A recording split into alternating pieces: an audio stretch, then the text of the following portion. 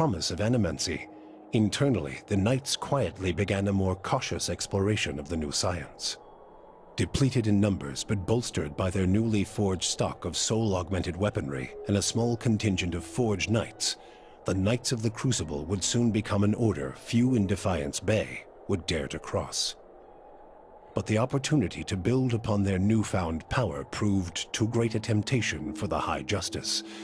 What was at first a measured approach to animancy soon gave way to a rapid buildup of armaments. The High Justice would eventually seize control of the city for his order and place Defiance Bay under indefinite martial law. Though the machine atop Ter Noaneth had been disabled, it had not seen its last use. Heritage Hill was rebuilt, and no sooner had the first families moved in to resettle the district than members of the Leaden Key, acting under standing orders from their Grand Master, climbed the tower and reactivated the machine.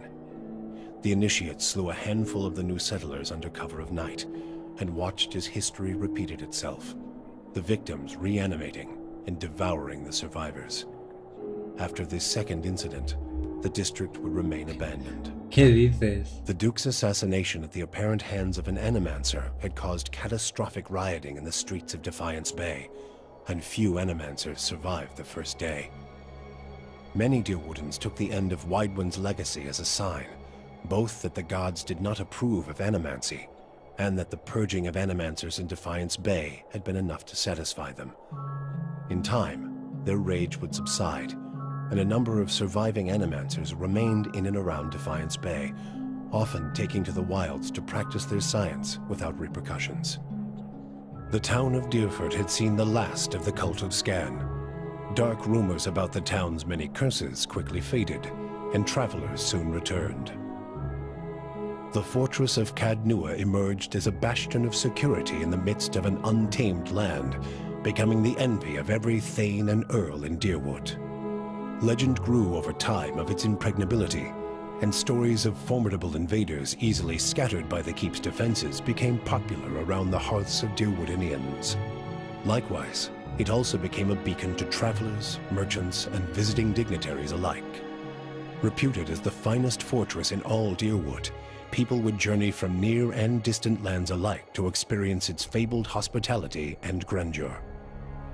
After the death of the Master below, a strange quiet fell over the endless paths of Odd-Nua. The attacks on the fortress above ceased, Odd-Nua's silent titan the closest remaining thing to a master in its musty, forgotten passages. Pallegina had gone against the Duke's Bell's orders by inventing a new trade arrangement with the Anamenfoth to accommodate the recovering Deerwooden market. With the Deerwood's people strengthened by the Watcher's gift of souls, the Valian republics found themselves struggling to keep up with their new competitors. For her outrageous insubordination and audacity, Pallegina was banished from the republics for several years. After the southern forest of Erglanfoth opened to both the republics and the Deerwood, the Valians found that the combined efforts of all three nations had created a robust trade network. The Duchessa of Biajepi granted Pallegina a pardon for her foresight, though it took many years for her to regain the trust of her superiors and brothers in the Order. Adair chose not to return home to Gilded Vale.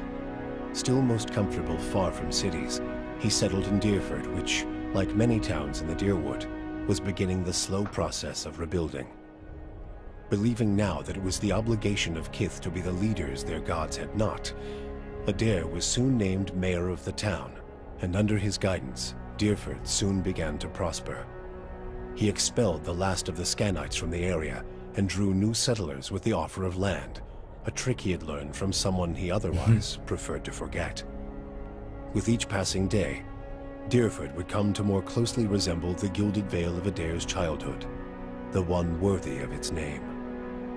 When the dust settled in sun and shadow, Aloth looked upon the remains of Theos Ixarchanon, his former master. He saw where the Grand Master had gone wrong and what would be required to undo the harm Theos had wrought.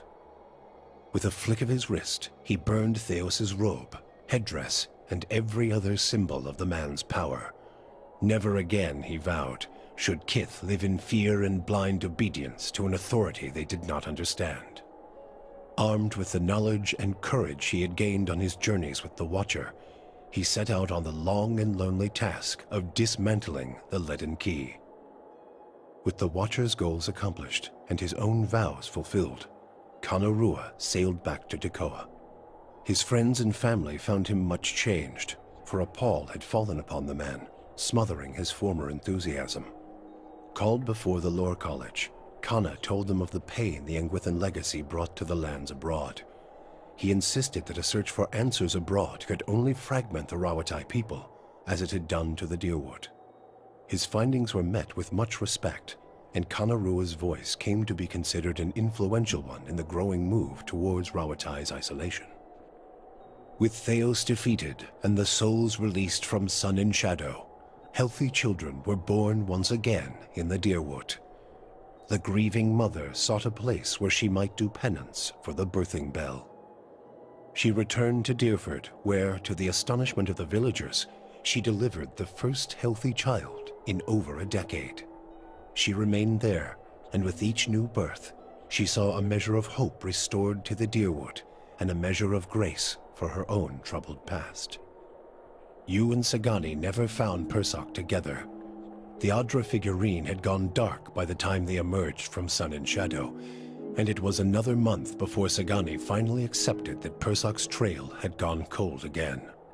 Her search took her beyond the Deerwood and as far as the Living Lands. She saw the great coastal cities of Rawatai and the ruins of Old Valia, absorbing the details of these strange and distant lands.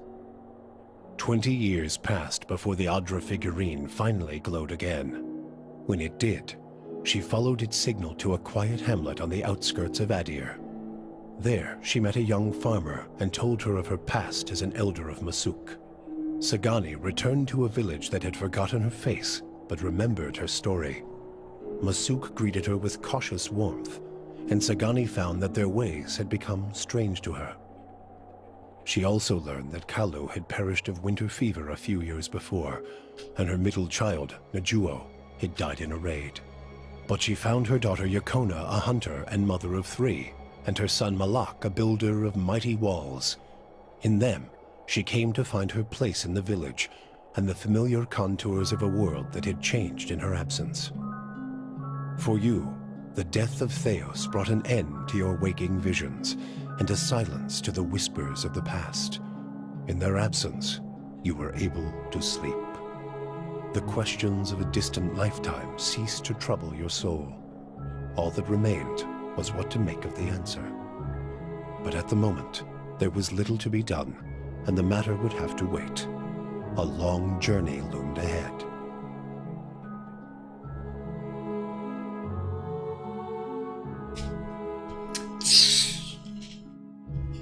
¡Qué juegazo! Qué títulos, ¿no? Por 2, por 4, por 8, por 16, por 32. Mira qué de nombres. Mira qué rápido pasan. ¡Uy! ¡Uy! ¡Nombres! Hasta luego. Es algo yo, seguro. Pero no me voy a buscar. ¡Uy!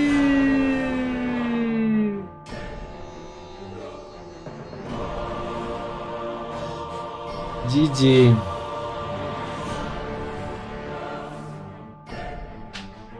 ¿Qué os ha parecido? ¿Os ha gustado? Está todo guapo, ¿no? Al final.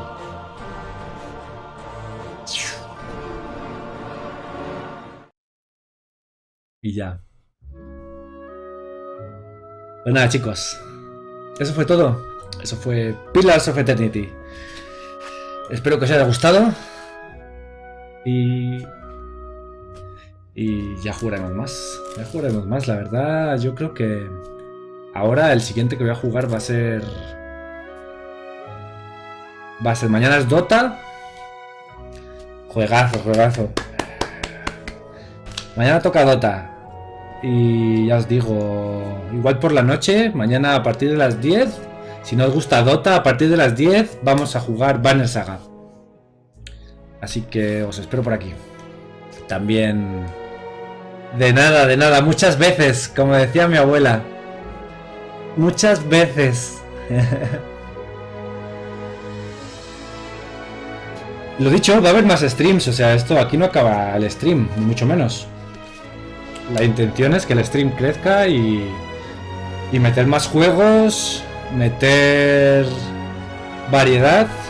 ¿Cuántas horas? 77 horas. Pero eso sin contar... Aquí me dice Steam, me dice que 89. Porque claro, tener en cuenta que ahí no cuenta las veces que hemos cargado, las veces que hemos muerto, etcétera. O sea que yo diría que en total han sido como unas 85 horas. Porque alguna vez he dejado abierto el Pillar sin querer, que me olvidaba que lo tenía abierto. Así que 85 horas de Pillars. La verdad que está de puta madre, ¿sabes? Amortizado 100%. Y lo dicho, chicos, me voy a dormir, que son casi las 3 de la noche ya. Y mañana más juegos. También os digo, después de Barren Saga vamos a jugar Witcher, vamos a jugar Baldur's Gate, vamos a jugar mogollón de cosas, algún juego de terror, quiero meter algún día de juegos de terror, quiero meter algún día aventuras gráficas. Vamos a ir metiendo cosillas, así que nada, os espero por aquí mañana, chicos. Pasar buena noche y descansar. Nos vemos. Oh, mierdas. ¿Dónde estás? Aquí. Ahora sí. Hasta luego.